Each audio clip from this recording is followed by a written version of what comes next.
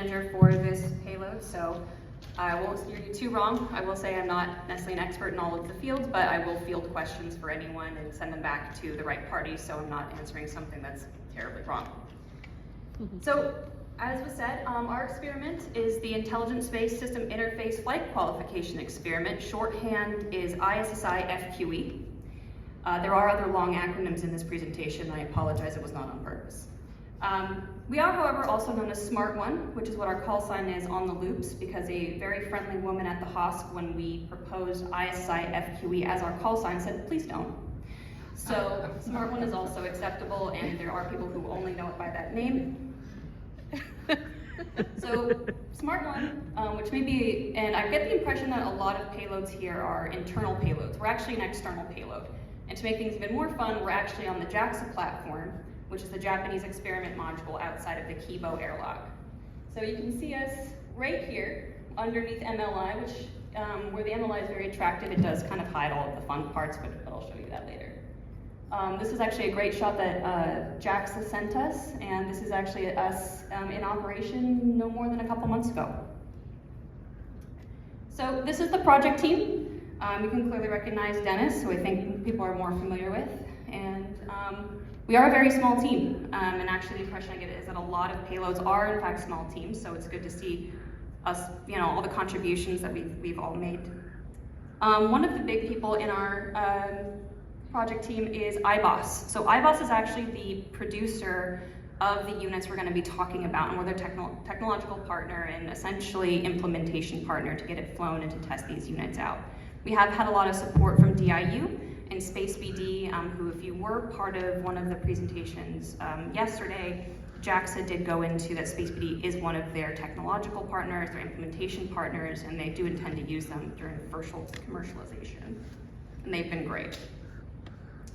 So to give you a bit of an overview of what we're trying to do with these units is that we're actually trying to raise the technological readiness level of these units from 5, which we started with, to 7, which brings it into a commercial realm. Now it is a first flight, so we did learn a lot. But luckily all of those things have been fairly minor and they're very correctable, and we actually have a lot of confidence that going forward we can do those minor corrections and be even more ready and prepared for commercializing and any other uses that these units can be used for. So this is an overview. It gives you a lot more detail than something covered by MLI. The units are actually in 2 spots. So these units are used as a pair. Part of their benefit, and I'll get into this as well a little bit later, is that they're an androgynous set of robotic connectors. And this gives a lot of versatility for future applications, both in terms of simple use, anything from something simple, like a very small modular system, or to something even larger like satellites, even space stations, depending on the use, and pretty much sky's the limit on what you can think of to use with them. We do have basically a Skycorp integration unit, which is made up of our main components we'll kind of get into, because we did actually just recently become an implementation partner, and we do intend to use this going forward because it works. Quick question, Yeah. Sorry to interrupt. Yes. How big is the scale there? The scale here, probably about 1/8. This thing is, it fits on the external unit, and it's about 18 inches long, if not bigger. So that's an 18-inch? About, yeah. It's actually fairly large, and actually I'm going to show you pretty pictures, which gives maybe a little bit more insight here. It is not a small payload. It's actually about 50 pounds all put together, but it is also a lot of aluminum, and our engineer really likes screws. So it's actually got a number of other key points and technology as well, which is kind of broken down right here. So the main components of the integration platform is we do use something called the Polar Fire system on a chip as our main control board, and we've modified this, and it's actually been a really great powerhouse for our experiment. We also use the RMAS radiation sensor, which is created by Space Environmental Technologies, and we actually have active data from the entirety of the time that we have been up on the space station of radiation data. I was told recently that there have been a number of experiments inside who might have been impacted by various radiation events, so we have started literally over the course of lunch, started talking with Skycorp to see how we might be able to make that more public for those who are impacted, to see if they can get better insight to those issues. Another thing that we're using is KUIP communication. So we're actually getting data down in telemetry in a visual way via a website, and versus which has a web server actually being run from the polar fire, which sends down HTML data. So we actually get to see things in a visual way, and we'll show you examples of that later. And then the very important part, which is our payload, which integrates in and are the two interfaces that we have on the experiment. So we're gonna get a little bit more into what the units actually are. And this is what one of them looks like in a very simple way. The joints are lightweight, they're strong, they've got a pretty great mass carrying capacity. Once again, these are androgynous, which means that one of these units can plug into any other copy of this unit. And if one of them has an issue with connecting to the other one can actually take its place and couple instead. This also has an optical system, so data and power can get transferred when it's coupled, but it also can send data from up to 25 millimeters away. And then those are just some overall specs for what they currently are, and they may develop as we learn more. And so this is just kind of a breakdown of how the coupling sequence works. So this passive state right here is what is both the starting position for coupling and the ability to be coupled to position. So the first step is that the power pins deploy and they go into the second unit. There's a cam that extends into the second unit and starts to turn and then locks into place. Once that's the case, those two units are mechanically coupled. And like I said, once again, this is possible on both units. So if for whatever reason, let's say unit A gets stuck with power pins deployed but can't deploy the cam, we can actually retract the power pins on unit A and have unit B complete this sequence. There was a video, unfortunately, it is working, there we go. So this is actually 12 times the speed. It's very slow for what we have. NASA safety doesn't appreciate it if you go too quickly with mechanical stuff. But this is the unit. This is unit B and unit A. There's actually a second ISSI unit in here, and this is testing our rotational motors, and there are actually some linear motors here. And we should be seeing the deployed power pins once it realigns. Yeah, you can see the power pins right there on unit A, and then unit B is coming into closure, and then it will deploy the cam and lock into unit B. So I do want to take some time to talk about the Skycorp platform, which is where the ISSI units are the star of the show here. You know, part of what goes into it are the different players as well. So the first one being, which is I feel like one of the more interesting parts, is the RMAS radiation sensor. This is actually all of the radiation data from about 36 minutes on the space station. And we currently have over 160,000 minutes worth of radiation data taken every second, and despite a few interruptions, it's been pretty continuous from the time that we turned it on March 11th. So we have a lot of it. It is still being processed, but like I said, we do want to make sure that it can be shared with the community as needed to help kind of diagnose some payload issues.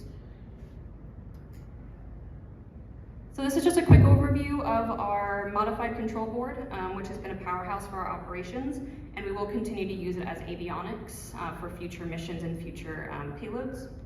I'm not the electrical engineer, so unfortunately I can't speak too much to this, but if you do have questions, I will make sure to note them and get them sent your way. And this is an example of the website that we use. This is actually the control page for our ISSI units. We've got Unit A and Unit B. We actually also have a power page and a motor page, which allows us to use pretty much clicking buttons and making it work, which for someone who at numerous times was asked to go do operations is very helpful because I don't actually have to learn, Linux. But we also do allow for command line interface, and it's been very helpful for us as well.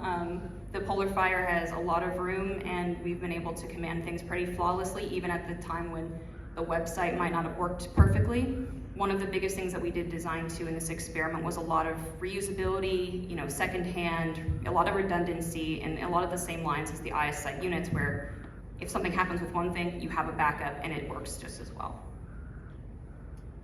This is more information. It is we do use Yocto Linux as an operating system, and this is a Python run website. So before I move on to this next part from Skycorp's perspective, I do want to take a moment to talk about space's future, because this is one of the conference's themes, which is a decade worth of results. But as we all know, we don't have a decade left at the International Space Station. And as we are moving forward with these results, and astonishing results that they are, done by a lot of people who are in small teams and by people in this room and at the conference and people who are still running flight ops as we speak. New technology is going to take the skies with commercialization in mind. And where I have no doubt that science will continue, I will speak that when I was here for the first day of the conference, there were a lot of questions that spoke to a level of uncertainty. How will we survive? How will we get through? How will we afford it? What will happen to my science? You know, maybe you're flying with 2 years away from the end of the space station. What do you do then? If you have 3 years in mind, 5 years.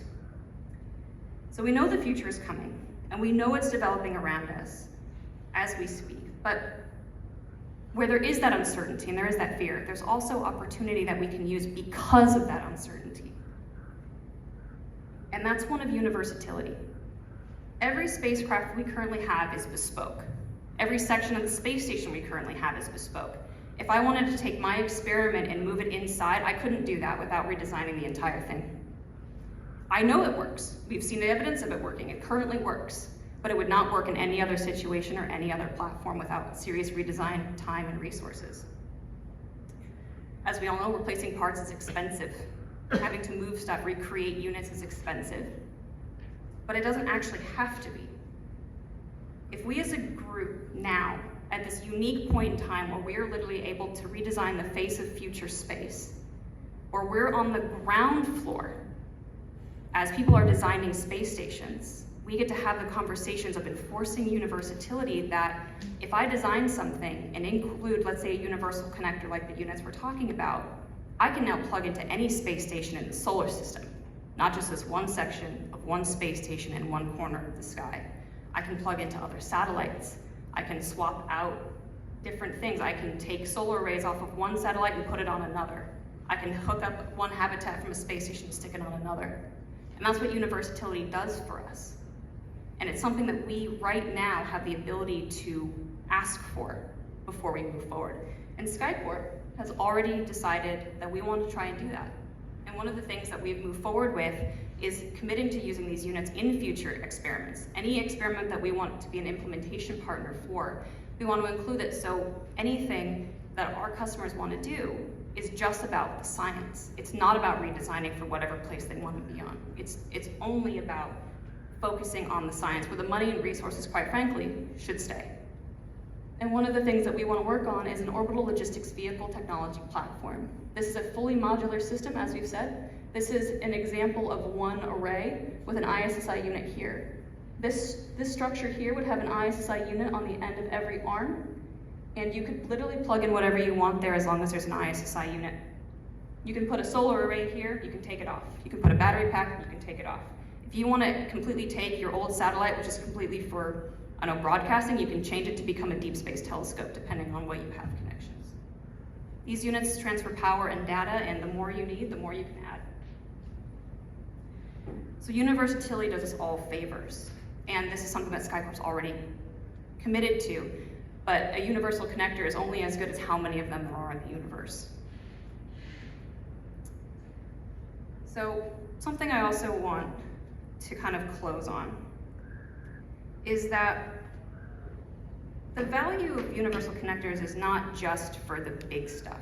It's not just the satellites, it's not just the big space station developers, it's not the people who can afford a lot of money. It impacts us payload developers. And out of curiosity, how many of you in here have ever worked on a small team to fly something?